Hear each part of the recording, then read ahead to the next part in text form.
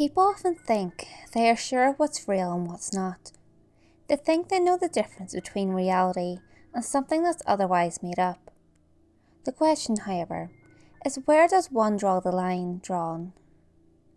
When does a story someone tells you cross over from being seen as true to something that's obviously false? Until recently, I've never really thought about this sort of thing. Before now, everything just seemed so simple. The sad truth of the matter is that even now as I'm typing this, I'm not sure if I'm dreaming or if I've already begun to lose my mind. It started about 4 days ago when I was rummaging in one of the countless boxes that were being sold off from an estate sale. The owner had apparently died, and their effects were being sold off by the family, as they themselves didn't really want anything to do with them anymore. The thing is, I'm kind of a collector of objects that happen to pique my interest, usually old or antique, and have noticed that these sorts of sales are much better in price than if you were to go to an actual shop. Over the years, I've found some pretty good stuff. Not always, but sometimes, and have been able to get away with only paying a fraction of what I would otherwise. However, recently I managed to find something that made me increasingly curious. A book, bound in leather. The cover of the item was blank, and after flipping through the pages, I found that everything inside was handwritten. At first I thought it was a journal. That is until I went to the first page again and looked at it more carefully, in which case I found that it read, "Notes on Folklore," written in black. Nicely done handwriting. I had begun to wonder how old it was, but could not for the life of me find any sort of date or indication of when or by who it was made, which only made the book more mysterious. While I was never big into that sort of topic, I nonetheless thought that between the unknown age and interesting look of the tomb, that it would be worthwhile to purchase it. After paying for it, I then brought it home and immediately opened it at my desk, before beginning to slowly paw through it. At first, inside the pages were notes and stories and creatures that one would expect to find inside your standard book on the subject. However, as I read on, I noticed that some of the things written inside were pretty frightening or otherwise downright grotesque in the detail given on specific legends. Still, I was unfazed. They were just stories after all, just like any other one would read. Stories researched and catalogued by whoever had happened to take the time to write them down. It only took about 2 hours before making it to the end of the relatively small volume, which brought me to the last piece of notes on a group of creatures I had never heard of. It was entitled, "Those We Dare Not Speak," and described beings that lived in the realm of dreams. The book said that when a person sleeps, their souls enter another world. That this is the world where our dreams take place. It indicated that these creatures, while usually not interested in interfering with humans, will sometimes become mischievous and interact with them when they see fit. But that's when the story began to resemble a fairy tale straight out of Grimm's. It said that there were some who were not simply mischievous, but downright sadistic. That some of them, if they happened to find someone that they took a liking to, would torment and torture them every moment they were asleep. The section went on to note that in some cases, these creatures, especially the more powerful ones, would be able to leave their own realm and enter a person's waking life, in order to induce madness and even death, all for the sake of their twisted enjoyment. As I read this, it made me shiver like none of the other entries had, for it seemed to strike a nerve. Although, at the time I was not sure why. As I read on, the book noted that it was the individual names of the creatures that, if spoken enough, could somehow lure or attract them to the one who was willing to speak their name.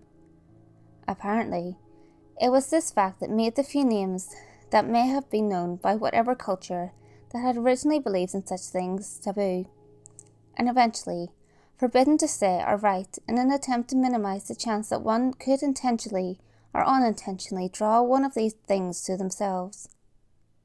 While it was still a bit creepy, The idea that just by saying something out loud could somehow make an interdimensional monster attack you in your dreams, or something of the sort, was actually somewhat comical.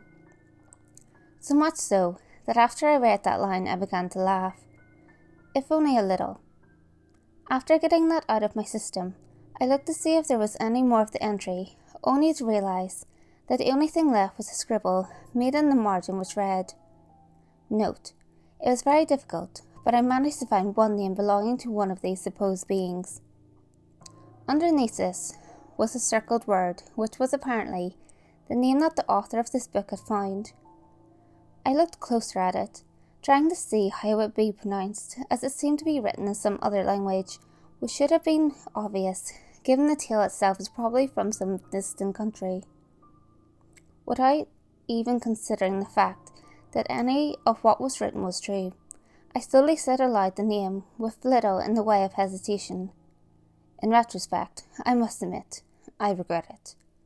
It's something I should have never done, but this is where the so-called knowledge of fact and fiction comes to play. I thought it was fake, that nothing could possibly come of it. After speaking the name a number of times, while at the same time trying to get the pronunciation right, I noticed that the more I said it, the smoother it became, and that in fact, the name itself had a rather pleasant sound to it. I attempted to think of the origin that such a name would come from, but was unable. I suppose it was just too foreign. After I finished reading, I noticed it had gotten late, and with me having to work in the morning, I decided to shut the book and get to sleep. After slipping into my small but cozy bed, before I knew, I was fast asleep. The thought of the book that still lay on my desk only a fading image as I drifted off. Slowly, I awoke, only to find that I was no longer in my bed. Looking around, I saw that I was standing on some sort of scorched earth. The ground was dark and cracked, while in the immediate vicinity there was nothing. No trees, buildings, desolation. Even the sky itself was a swirling mass of dark clouds moving faster than I had seen them ever do before. It became clear that this was a dream, but I had never before been aware of anything while actually being in one. The first thought that came upon me was that maybe I was in some sort of a lucid dream, that I was now conscious and could perhaps make this world suited to my own desires. I tried multiple times to change my surroundings, but nothing worked. It was then that a chill ran up my spine, as the feeling that something was watching me began to take effect. I looked behind, towards the source, or the feeling, only to find what I first thought was another person standing about 10 feet away. I immediately started to back up, almost tripping on a slightly raised piece of the parched ground beneath me, but managed to catch myself before falling. Seeing me in this state seemed to amuse the thing that was now stood before me, as I could see a smile curling on its pale, sickly skin. A menacing smile that seemed to make it clear that maybe it wasn't human after all. Until that moment, I never felt such a strange amount of fear. It was at a level that I can't explain. By sheer instinct, I wanted to run, but my legs would not move, as if I was a deer caught in headlights on an oncoming car. With me being frozen in place, the creature began to walk towards me, its white hair covering its eyes, leaving only that terrifying smile plastered on its face. As it walked, everything about it started to cause my fear to increase. From its thin, malnourished-looking body to its slender hands, which had small but sharp-looking claws at their ends, and the aura that seemed to emanate from it grew more and more the closer it came. During all of this, I had begun to forget that I was sleeping, that everything I was seeing was nothing but an illusion.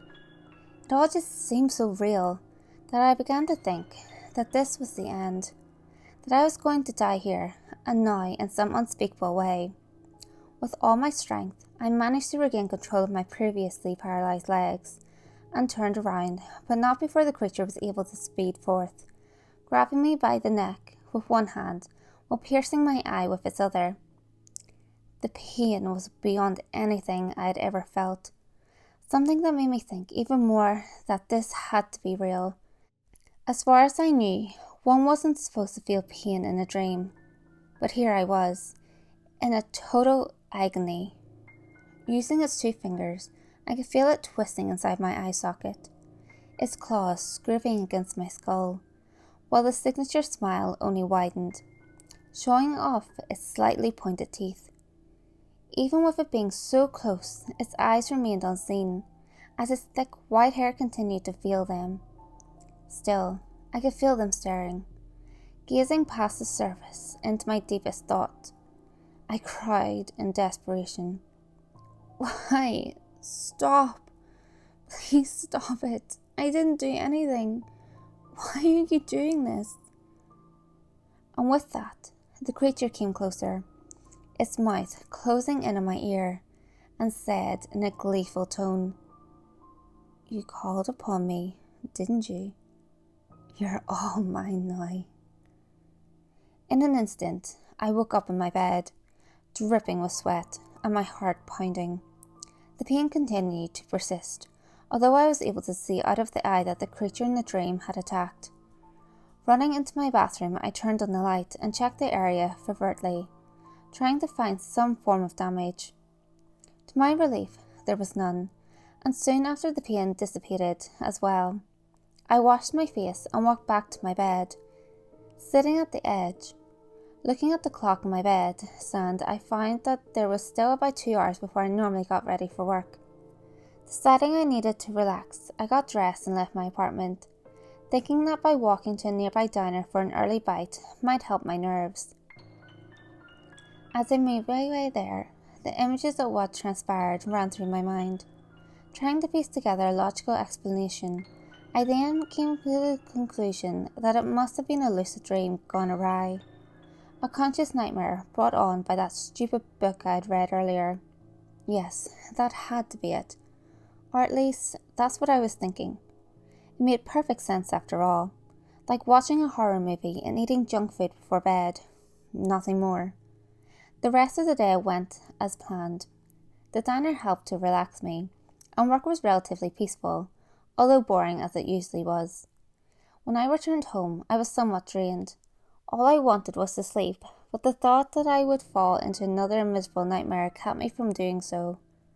At first, I watched some TV, then moved on to messing around on the computer. I did anything I could to stay awake, even though I had to get up early again tomorrow.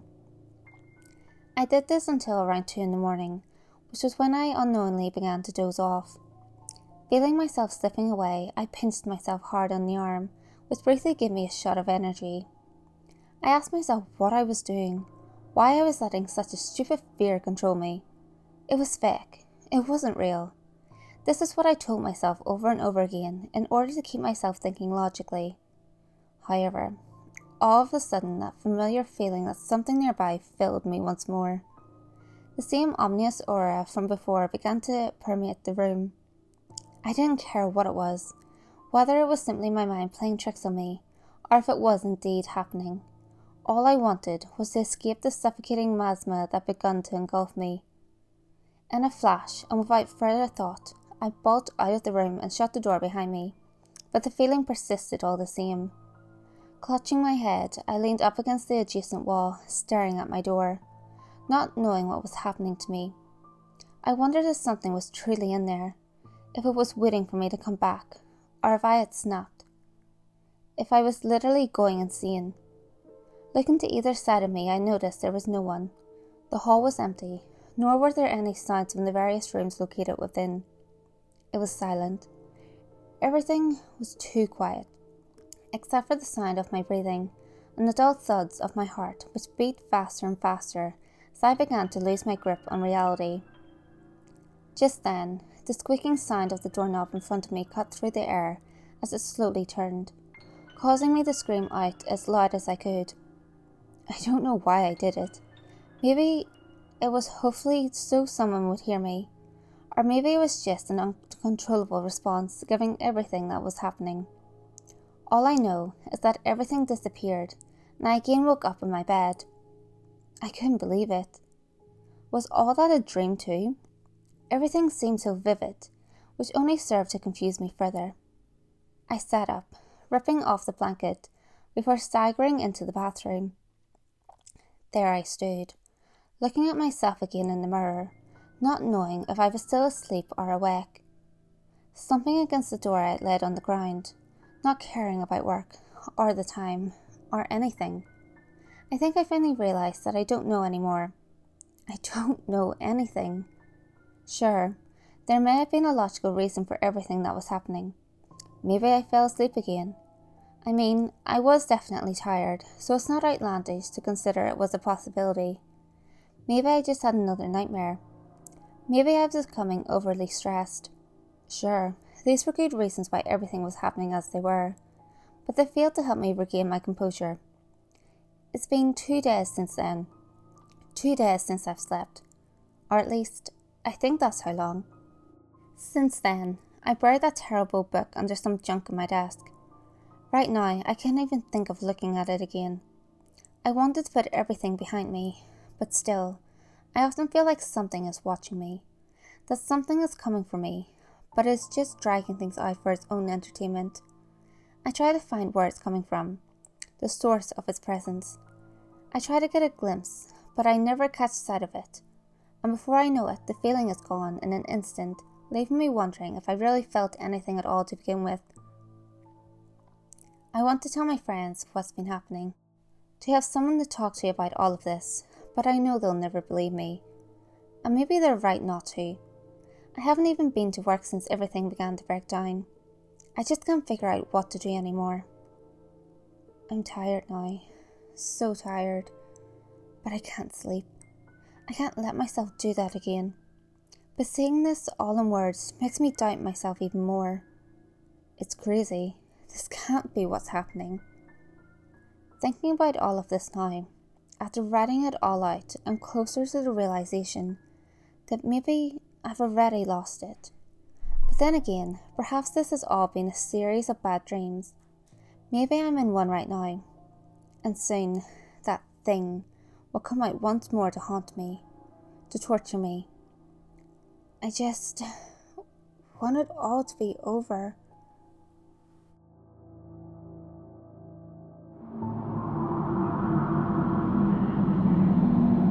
Hey guys, if you enjoyed this video, give it a thumbs up and share it with your friends.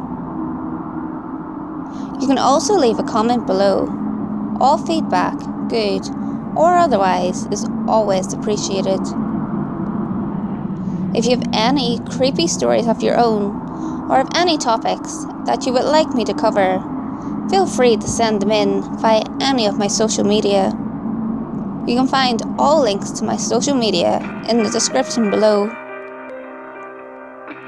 Until next time guys, make sure you lock your doors, stay safe, and I'll see you next video.